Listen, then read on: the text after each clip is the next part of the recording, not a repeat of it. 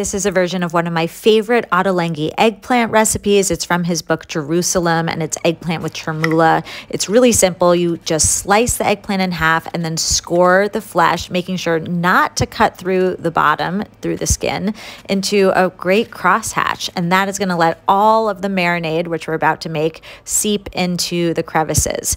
This is a chermoula spice blend, so it's got tons of Middle Eastern spices plus a little oil, and you can add some garlic or leave it out if you're low FODMAP. It's a mix of ground cumin, coriander, Aleppo pepper, or you can use red chili flakes, paprika, and then again, the oil and salt. You want to completely cover these eggplants so that it soaks up all of those spices and oil. I had a little bit of extra at the end, so I used it in the quinoa, which we're going to make in a second. So simply combine your quinoa with your water and your remaining marinade. While it's cooking, you can make your super simple 2-ingredient sauce. This is just one of my favorite tahini dressings. It's going to replace the yogurt in the original recipe so that it can be dairy-free and low FODMAP. When you mix the lemon juice and tahini together, it seizes up into an even tighter paste, and then you just want to add some water to loosen it up until it's your desired consistency. I like to dip my finger in it just to check. After that's done, you can mix together your toppings, slivered almonds, green olives, mint, and then add the raisins directly to the quinoa. This will allow them to plump up for a few minutes with that residual steam,